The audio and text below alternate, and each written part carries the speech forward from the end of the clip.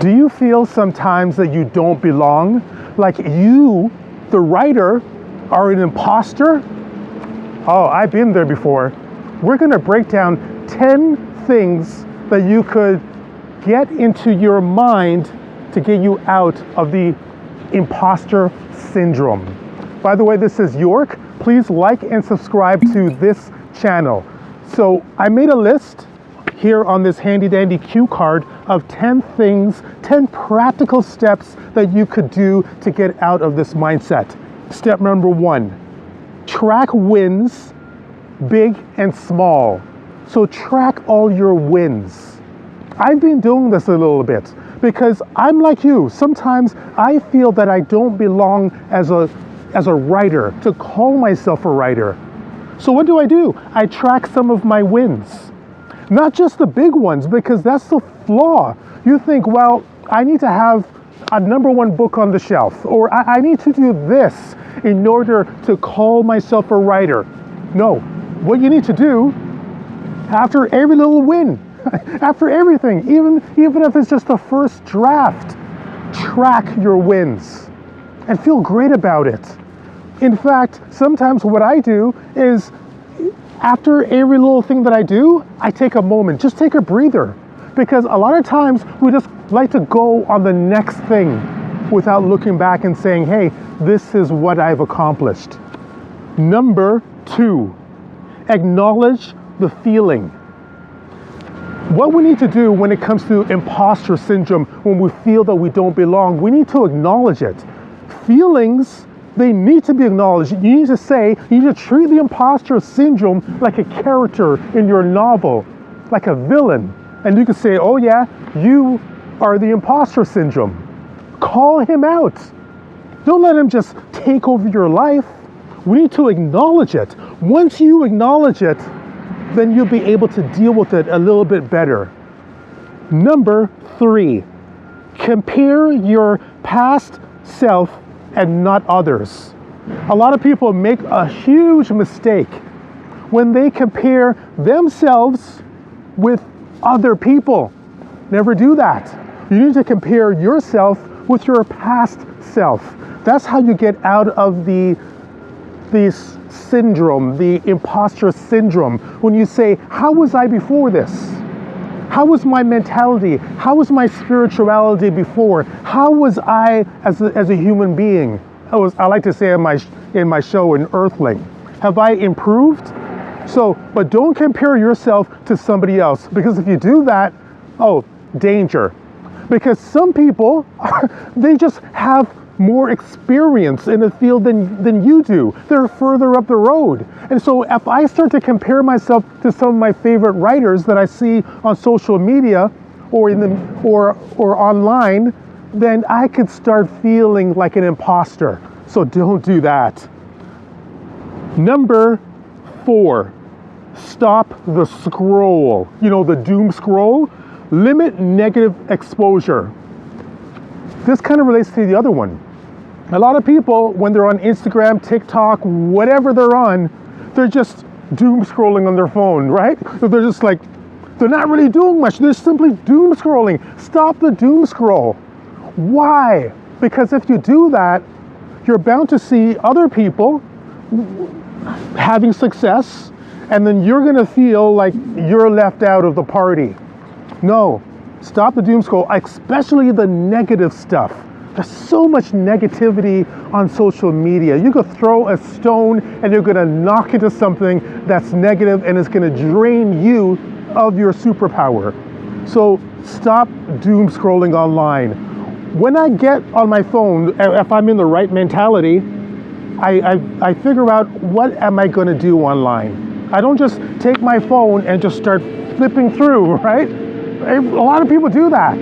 I come up with a plan. If you have a plan in place, it's going to stop you from that horrible doom scrolling. All right, now check this out. Number 5, separate feelings from facts. There is a lot of people that they live in a feeling zone. And our current society, they want us to feel things. They want us to be self-actualized and feel everything, which is important. I'm not saying to be a robot, but feelings can get in the way of facts. I had that experience. Just the other day ago, I was at work looking at my social media and everything that I was doing, and then I felt inadequate. You had that feeling, right? That feeling is not based on reality, it's based on something in your mind. You are enough in a way. You're not totally 100% there. So stop that. Get rid of that mindset. Number 6, define your value. Focus on your skills. In that way, that would take you out of feeling like you're an imposter. Just define your value. What do I value? What are my values? Some people even write them down, or just have that in your mind of what your values are. So whenever you feel like you don't belong, you have a list of those values already there. Try that. That helps. It helps me, and I'm sure that it will help you. Number 7, done is better than perfection. I kind of said that before, but sometimes when we're writing our stuff, we want to be almost like a perfectionist. Now, I talked about perfectionism a while back, so go back in your feed because I talked about this. Perfectionism is a death nail to creativity. You may think that some people feel proud. They say, well, York, I am a perfectionist. I wouldn't feel proud about that because you're just delaying things. It's better to write something that's good, but not perfect, just so that you could send it out. The more things that you could send out, the more that you feel accomplished, rather than waiting around and making sure that everything is perfect. Perfection itself is a delusion, and it's going to mess you up. Number 8, remember that failure is only data. So you need to reframe in your mind. Or what I mean by this? Well, what we need to do, if we feel that we have failed, it just take a mind switch and say, no, I've learned something. Treat it as information. And so it's always a win-win. So if you fail in accomplishing your goal, if you're writing a story and the story doesn't work, don't say it was a waste of time. In fact, the other day ago, I was writing something. It was going well. It was going pretty good, and then I stopped. I didn't get down on myself though. I said, what can I learn from this experience? Because the story wasn't working out. I learned tons of things from doing that. Even these videos, I shot some videos and they didn't really work out. So I became an investigator. I just simply acquired knowledge. And you could do the same thing. Transform what you call your failures into information, and that will get you out of the syndrome, the imposter syndrome. Number 9, talk it out. Now, shame, if you feel shame, it thrives in silence. What you need to do is you need to talk it out to somebody. I did that today. Just before I shot these videos, I spoke to my best friend Oral, he's holding the camera right now, about some things that I did that I didn't really feel all that great about, creative wise, or I'm not really sure how things are working out. And just by that, he helped me. Oral, my best friend, he's a man of few words, but he helped me because just the idea of him listening to what I have to say, it gives me fuel. And I think it will give you fuel as well if you just talk out your emotions to a friend, to a trusted friend. Wow, we made it. This is number 10. Number 10, own your expertise. Own it. You earned your spot. Don't think any otherwise. Remember I talked about privilege? Remember that video? I'm sure you do. Go back if you haven't looked at it.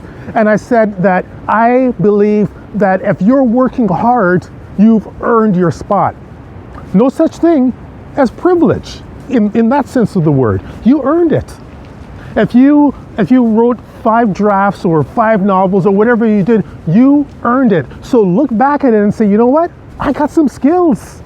I got some skills in the game. I may not be at certain levels, but that's okay.